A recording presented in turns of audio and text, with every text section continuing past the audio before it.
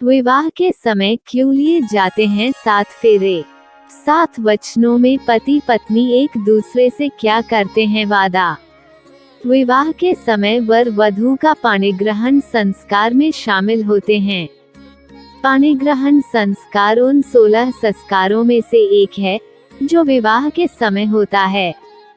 वहीं शादी में वर वधू द्वारा अग्नि के समक्ष लिए जाने वाले फेरों की संख्या 7 होने की भी वजह है। ऐसा माना गया है कि मानव शरीर में 7 केंद्र स्थित होते हैं। योग ज्ञान के मुताबिक मानव शरीर में ऊर्जा और शक्ति के 7 केंद्र होते हैं। इन्हें चक्र कहा जाता है। शादी में वर वधू 7 फेरे लेकर अपनी समस्त ऊर्जा और शक्ति एक दूसरे को समर्पित करने का वचन लेते हैं। इसलिए विवाह के समय 7 फेरे लेना जरूरी होता है। शास्त्रों के अनुसार अगर विवाह के समय 7 फेरे नहीं लिए जाएं तो विवाह संस्कार अधूरा रह जाता है। 7 अंक का विशेष महत्व। शास्त्रों के अनुसार पृथ्वी पर सारी महत्वपूर्ण चीजों की संख्या 7 ही मानी गई है, जैसे संगीत के 7 सुर, इंद्रधनुष के 7 रंग, 7 समुद्र, सप्त ऋषि, 7 दिन, 7 चक्र, मनुष्य की 7 क्रियाएं, 7 तारे आदि। इस प्रकार से वर वधू द्वारा शादी में लिए जाने वाले 7 फेरे इन सभी से अपना जुड़ाव व्यक्त करते हैं। वर वधू से 7 वादे कौन से करते हैं? पहला वचन। शास्त्रों के अनुसार पहले फेरे में वधू वर से कहती है कि यदि आप कभी तीर्थ यात्रा को जाओ तो मुझे भी अपने साथ लेकर जाना। साथ ही कोई व्रत उपवास या अन्य धर्म कार्य आप करें तो आज की तरह मुझे अपनी बाईं ओर हमेशा जगह देना। यदि आप ये स्वीकार करते हैं तो मैं आपके वामांग यानी बाईं ओर आना स्वीकार करती हूँ। इस तरह से एक वचन पूरा होता है। दूसरा वचन। कन्या वर से मांगती है कि जिस प्रकार मैं आपके माता पिता का सम्मान करती हूँ, ऐसे ही आप मेरे परिजनों को अपना मानेंगे और उनके साथ अच्छा तालमेल रखेंगे। साथ ही कुटुंब की मर्यादा के अनुसार धर्मानुष्ठान करते हुए ईश्वर भक्त बने रहें तो मैं आपके बाएं ओर में आना स्वीकार करती हूँ। तीसरे वचन। वधू वर से मांगती है कि आप मुझे ये वचन दे कि आप जीवन की तीनों अवस्थाओं, युवावस्था, प्रौढ़ावस्था, वृद्धावस्था में मेरा पालन करते रहेंगे। मतलब मेरा किसी भी अवस्था में त्याग नहीं करेंगे।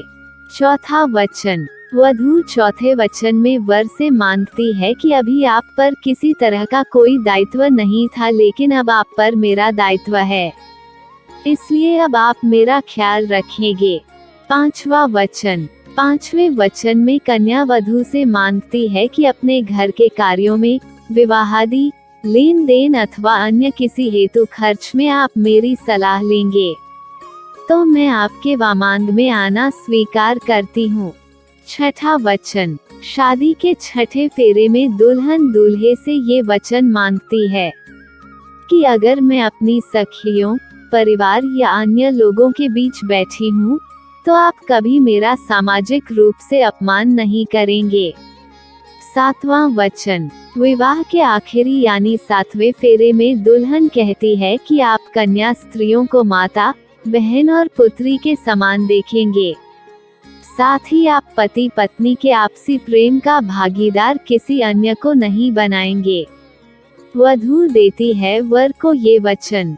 पहला वचन। वधू वर को पहला वचन देती है कि मैं आपके बालक से लेकर वृद्धावस्था तक के सभी कुटुंबीजनों का पालन करूंगी। मुझे निर्वाह में जो मिलेगा उससे संतुष्ट रहूंगी। कभी कुछ स्पेशल डिमांड नहीं करूंगी, जो मिलेगा उसमें ही खुश रहूंगी। दूसरा वचन। दूसरे वचन में कन्या ये वचन देती है कि मैं प्रतिदिन आपकी आज्ञा का पालन करूंगी और समय पर मीठे व्यंजन तैयार करके आपके सामने प्रस्तुत करूंगी। साथ ही आपको खाने पीने को लेकर कभी परेशान नहीं रखूंगी। तीसरा वचन। तीसरे दूसरे वचन में वधू वर को ये वचन देती है कि मैं स्वच्छता पूर्वक सभी श्रृंगारों को धारण कर मन, वाणी और शरीर की क्रिया द्वारा आपके साथ व्यतीत करूंगी। साथ ही आपको किसी भी चीज को लेकर निराश नहीं करूंगी। चौथा वचन। चौथे वचन में वधू वर को ये वचन देती है कि मैं हमेशा सुख दुख में आपका साथ दूंगी।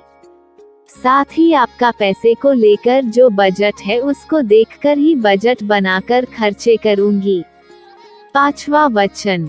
वधू पंचम वचन में वर से कहती है कि मैं सास ससुर की सेवा करूंगी।